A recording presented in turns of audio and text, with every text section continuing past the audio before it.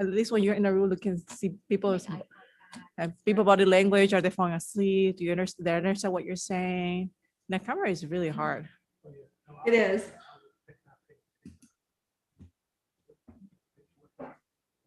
But I think the camera is better than the screenshots or headshots used to be. At least you can see people talking at this point.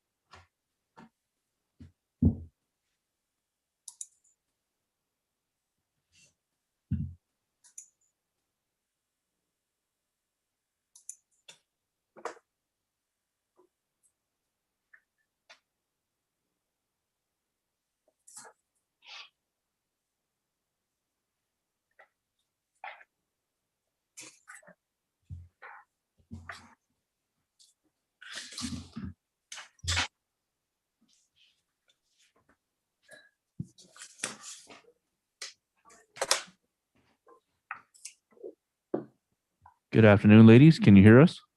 Yes, I can hear you. Can you hear me?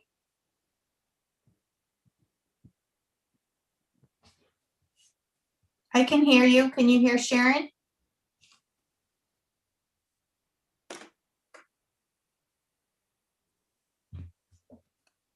Can you hear me, Jewel? I can hear you, Sharon. I could hear Anthony, but I'm not sure Anthony can hear us.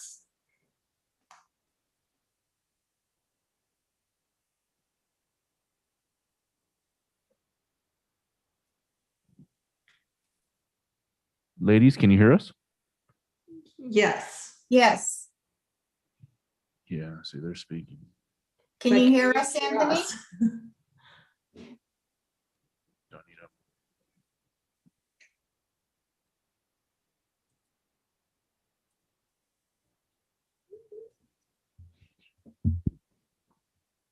All right, can you still hear us, ladies? Yes. Oh, there we go. Yes. And I think Mr. Desmond just joined us. And you can hear us now, Anthony, is that correct?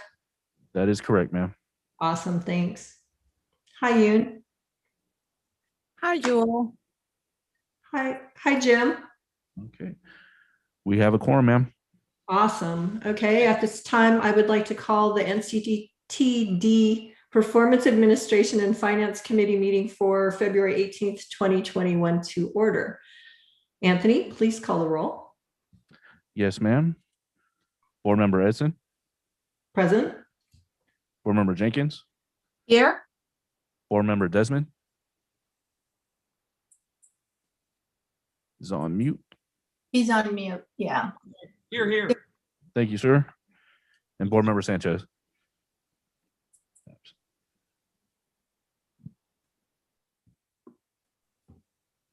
I believe Board Member Sanchez may be joining us late due to another commitment. So we're going to go ahead and proceed. Anthony, will you now provide a safety brief and review evacuation procedures? Yes, ma'am. For those of us in the building, in the event of an emergency, I'll dial 911. In the event of an evacuation, please do so using the stairs. Do not use the elevator. Once clear of the building, do not re-enter unless told to do so by emergency personnel. We have fire extinguishers and first aid kits on each floor of this building and a portable defibrillator located on the first floor. We also have staff on hand trained on CPR procedures. That concludes my safety brief, ma'am. Thank you. Do we have any public speakers today, Anthony? We do not, ma'am. Okay. Before we get into the agenda, though, I would like to note there was an errata made to the PAF committee agenda specific to agenda item number 3. Received the calendar year 2020 internal audit program results and proposed calendar year 2021 internal audit program. It was revised and updated from to review the procurement and contract administration, financial audit, and the accounts receivable and revenue audit to information technology division, management of financial systems audit, and the development services division, processing of leases and licenses audit. The errata sheet was sent to the board members in advance of this meeting, ma'am. Yes, I received that. Thank you very much, Anthony. There are 3 items on our agenda today. Anthony Flores, again, our Anthony Flores, Clerk of the Board, will review item number 1, the election of PAF Committee Vice Chair. Yes, ma'am. So at the pursuant to board policy number 3, committees and external appointments, the PAF committee will meet at least on an annual basis and select a vice chair for the committee. The vice chair of this committee will then sit on the executive committee. And that will be their primary function, ma'am. Okay. So with thank that, the discussion is between the board members on who they would like to nominate and select for vice chair or vice chair of this committee. you. Okay. Is there interest in serving? I would like to continue. This is Sharon. I would like to continue to serve since I've been doing so for the past year, maybe 2 years. Okay. Jim, you were started to speak? I'd like to nominate Sharon Jenkins to be Vice Chair of the PAF Committee. I would second that nomination. Anthony, please call for the vote. Yes, ma'am. On the nomination of board member Desmond, seconded by board member Edson, to select board member Jenkins as vice chair of the PAF committee. Board member Edson, how do you vote? Hi, aye, yes. See, Board member- we. Board member Desmond, Yes. and board member Jenkins. Yes. Motions passes with all board members present voting yes, with the exception of board member Sanchez absent. Congratulations, Sharon. Thank you for stepping up to be vice chair again. And thank you for the support. Of course. Yoon Park Lynch, our Chief Financial Officer, will review item number 2, the adoption of calendar year 2021 PAF Committee Work Plan. Yoon? Good afternoon, board members. As an attachment to today's agenda, there is a proposed calendar for this current calendar year 2020 PAF committee meetings. Today, February 18, we have elected our vice chair. So congratulations, Sharon. We will also be receiving the proposed calendar year plan for this current year. And then Janae will be presenting the results from the calendar year 2020 internal audit program, and we'll also review the internal audit program for this coming calendar year 2021. For our next PAF committee meeting in April, we will provide an update to the PAF on the progress and any key issues related to the development of our fiscal year 2022 operating budget. For May, the PAF committee will receive the proposed fiscal year 2022 operating budget and capital budget. The capital improvement program was adopted by the board back in January, but if there's any changes to that plan, we will present those during our May meeting. And we will also be proposing, along with the budget document, the fiscal year 2022 fee schedule. For November, our last meeting for this year, we'll provide the fiscal year 2020. As a matter of fact, I think this meant Q4 FY 21 unaudited financial statements and key performance indicators. We'll also provide an update on our pension liability and the GASB 68 report. And finally, we'll also be providing an update on the fiscal year 2023 capital improvement program, which traditionally goes to our board either on December or January for adoption. So that will be the capital improvement program that will be for fiscal year 2023. Okay, I saw Jim's hand raised. Jim, supervisor, was your hand raised for this item or was it for the previous item and I missed you? It was a leftover hand, but I'll make a motion to adopt the work plan in item 2. Second. Anthony, please call for the vote. Okay, on the motion of board member Desmond, seconded by board member Edson to adopt the calendar year 21 PAF committee plan. Board member Edson, how do you vote? Yes. Board member Desmond? Yes. Board member Jenkins? Yes. And I moved a little fast there. Sharon, did you have any questions for Yoon or? No, I'm good. Thank you. Okay, thanks. Great. The next item on the Real agenda. quick, Sure. It's Vice Chair Jenkins now, Anthony. Okay. Are you just being silly?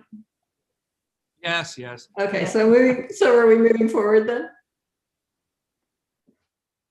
So Janae Weaver, our Yes. compliance officer, will review item number 3. We'll receive a calendar year 2020 international audit program results and proposed calendar year 2020 international audit program.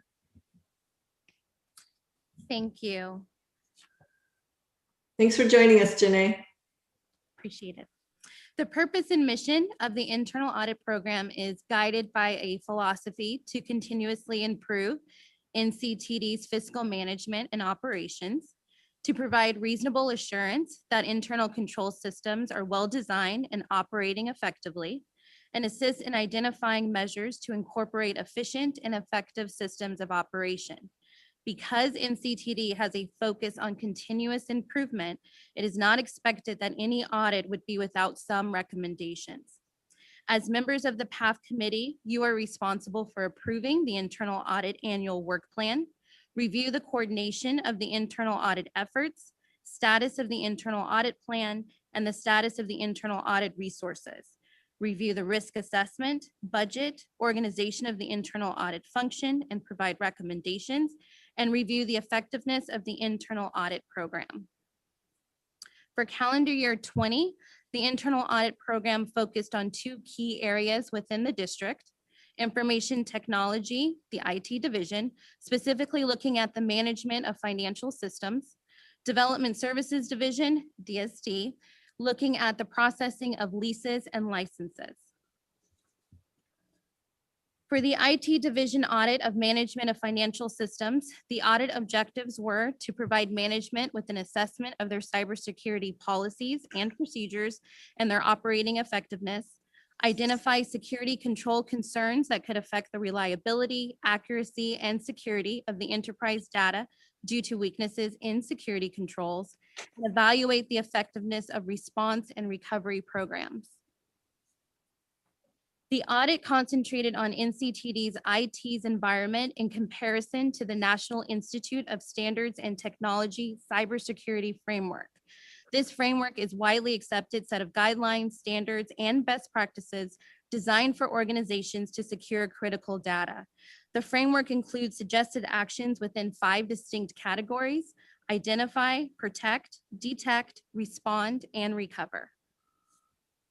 Under category 1, identify, we made the following recommendations: to review and update the technology master list periodically, modify current IT administrative policy to describe the process for assigning the appropriate access to staff members that transfer from one division to another, adopt a practice of periodically verifying the accuracy of system access for all NCTD employees, incorporate language into the current administrative policy to describe the acceptable use of social media by NCTD staff, develop a series of key performance indicators to identify trends and aid in the decision-making process going forward, and then to conduct a risk assessment of the IT environment.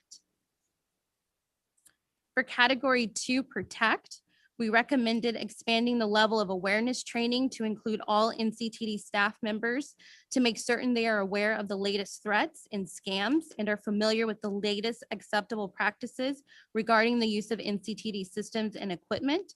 This would be annual refresher training for staff.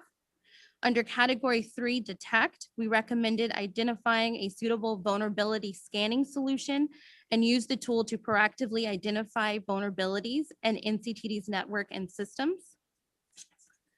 Under category 4, respond, we recommended initiating activity to perform the governance section of the cybersecurity incident response plan and the preparation stage of the plan. Review the entire plan on an annual basis to ensure it includes the most up-to-date information and to modify processes accordingly. And then under category 5, we recommended documenting the timing results and resulting modifications of all tests performed on backup records. This slide provides an overview of the recommendations, the risk level associated with them, the responsible division, which is IT for all 5 recommendations, and where IT is as far as addressing those recommendations.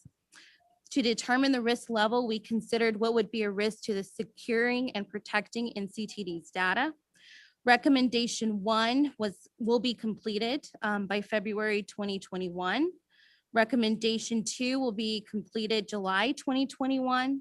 Recommendation 3 and 4 will be completed by the end of March 2021. And recommendation 5 is already completed. Now I will speak about DSD's processing of leases and licenses. The audit objectives were to document and evaluate the efficiency and effectiveness of processes used for leases and licenses as it relates to monitoring, invoicing, processing, and communicating activity between DSD and the Finance Division, to assess compliance with NCTD Administrative Policies 4000, 4002, and Board Policy Number 11. For recommendation 1, pertain to invoicing processing. Out of the sample of agreements we reviewed, one specifically we recommend for further research, and that pertained to the SR Frazee agreement. We recommend to make certain that all appropriate supplemental agreements were executed, recalculate the rental amounts due to NCTD, and approach the leasee regarding amounts due and an understanding regarding the rental computations going forward. To review all agreement files relative to leasees not experiencing an annual increase in rent and determine whether an adjustment in rental amount is justified. And the real estate manager should be examining invoice information compiled and approve the invoice request prior to submittal. Recommendation 2 pertains to the collection process. We recommended that there needs to be a review of the monthly aging report that is received from the Finance Division. And once a leasee's outstanding balance reaches beyond the 30-day stage, there should be direct communication with the leasee and reminder of their obligation for payment. The real estate manager needs to develop a formal policy for a write-off. The policy should outline when a write-off of an outstanding balance is justified and how it is documented. For recommendation 3, it pertains to lease and license administration system. We concur with the approach to identify, procure, and implement an automated system to enhance the efficiency and effectiveness of managing this important operation at NCTD. For recommendation 4, it pertains to lease and license desk instructions and procedures. The real estate manager should coordinate with her staff to prepare detailed instructions regarding the process used to develop critical documents, generation and storage of all lease and license reports, guidance on conducting inspections, and procedures for invoicing collection activity. And last, recommendation 5 pertains to the lease accounting standards. NCTD will be required to adopt Government Accounting Standard Board Accounting Standard 87 lease accounting for the financial statement reporting period ending in June 30th, 2022. The standard requires a computation of the value of all leases in effect and presented on the financial statements. And in order to comply with the standard, it will be necessary for the DSD team to collaborate closely with finance. Again, this slide provides an overview of the recommendations, the associated risk level, the division responsible, and where the division is in addressing the recommendation. All recommendations are the responsibility of DSD with the exception of recommendation 5, which requires a collaboration with the Finance Division. The risk level, we were able to determine that by considering what would result in a finance or legal impact to the district. Recommendation 1, 2, and 4 have been completed. Recommendation 3 will be completed in July 2022, along with recommendation 5. For calendar year 21, we propose the following: to complete a risk assessment, to complete an audit of the Finance Division's finance internal and external reporting audit, and to further audit the IT division to focus on cybersecurity specific to PTC. In regards to the risk assessment, the objective will be to evaluate risk within the organization and assist in selecting internal and audit projects as it pertains to NCTD's financial activities. The criteria will be to identify and evaluate auditable financial functions against appropriate criteria, including those listed on the slide. For the finance divisions, finance internal and external reporting audit objectives will be to ensure that procedures to compile the comprehensive annual financial report are in compliance, to ensure the JD Edwards Chart of Accounts maintenance procedures are in compliance, to ensure the JD Edwards access and roles procedures are in compliance, and ensure the month-end procedure are in compliance, and assess whether month-end procedures and monthly reporting are appropriately administered in compliance with NCTD policy, as well as to consider common risk within finance processes for further evaluation.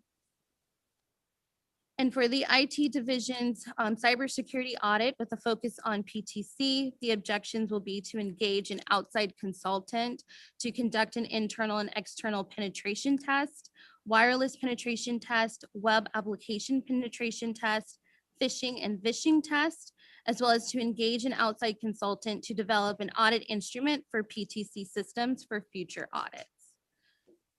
That concludes my presentation. Do you have any questions for me? Thank you, Janae. Are there any questions? I'm seeing no hands raised. I have some questions. Thank you, Sharon. Go ahead.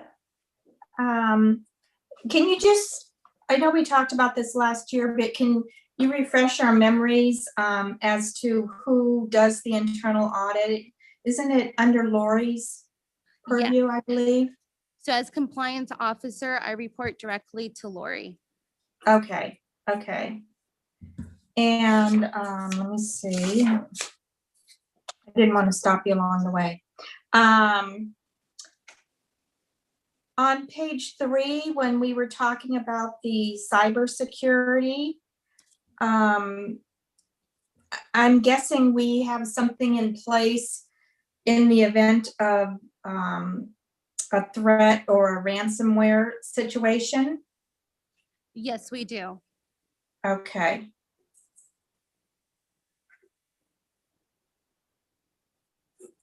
Okay. And then on page 5,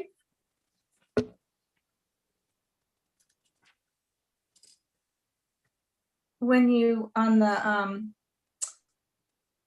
next slide, I think, there we go.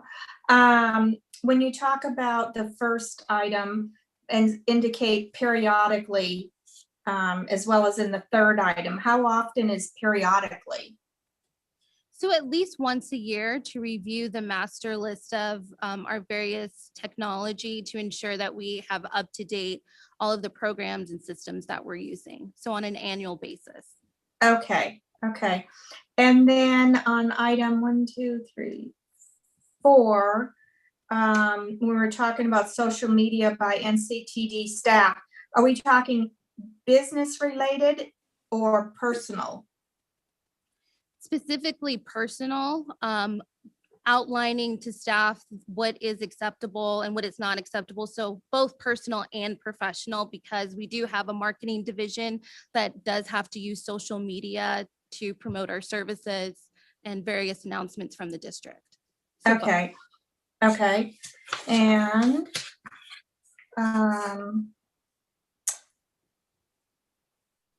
on page 8,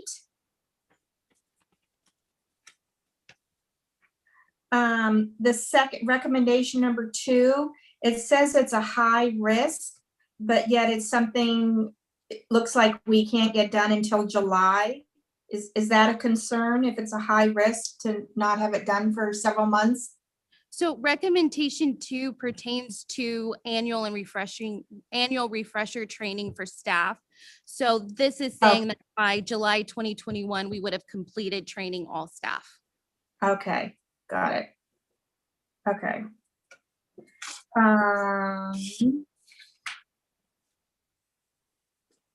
On page 10, what is SR Frazee agreement? That is one of our lease agreements We reviewed that agreement as part of the 10% of leases and licenses that NCTD has. So it was part of our sample. When we reviewed the file, we noticed that not all of the supplemental agreements were executed. But once we spoke with DSD staff, we realized that not all of the agreements were in the file that we were reviewing. So in fact, all of the supplemental agreements have been executed and they are being billed appropriately. But this was our initial observation and recommendation. Okay. And then on page 11, this is my last question. On page 11, the second item, what would be an example of why there would have to be a write-off? So if the DSD division is unable to collect from a lease, and it might be a lease that has already expired, they would then go to the finance division and explain that they have made X number of attempts to obtain the funds and they're unable to obtain the funds, and can they write this off the books? And then it would become a management decision. Okay. Do we have that happen often? Very seldom, but I will defer to Yoon. Typically, under lease agreements, we collect those funds in advance. We had very few instances when potentially a lessee gave notice of vacancy and we had already billed in advance and we had to write off that invoice given that the tenant was not located at that location anymore. They have already vacated. So there's also instances when even as we bill rents in advance, you could potentially have maybe customers that file for bankruptcy and that halts any potential collection process. So it doesn't happen often, but depending on different situations, it could occur. Okay. Sharon, Okay. Sharon, I'm sorry. This is Lori. I also wanted to note that when these do occur, which is very seldom, we do look at the claims potential in terms of reimbursement if we were to go to small claims, for example, or some other avenue. So we do review the claims potential as well as part of the analysis. Okay. Okay, thank you. That's all I had. Thank you, Sharon. Jim, do you have any questions? No questions, just a comment. This is my first PAF meeting, and so I appreciate the the audit review and the audit results. And what I do like is on each of the recommendations you had, in completion dates. So I'm happy to see that you're not, these things are not open-ended. You're serious about following the recommendations and giving yourself a date to complete it. So thanks for that effort. Thank you. Thank you for the presentation, Janae. My questions were actually covered by Sharon. I thought at the end I might get one of my questions in, but she got them all. That last one was the Frazee lease. So thank you very much. Do we need to adopt this, Anthony? No, ma'am. Okay, this was just informational. Well, our next scheduled meeting, unless there's any questions, further questions for staff or discussion in the committee, our next meeting is today's NCTD meeting on February 18th, 2021 at 2 p.m. After that, PAF is scheduled to meet sometime in May. I'm sure we'll hear about that soon. And with that, the meeting's adjourned. Thanks, everyone. Thank you, ma'am. Thank you. Thank you.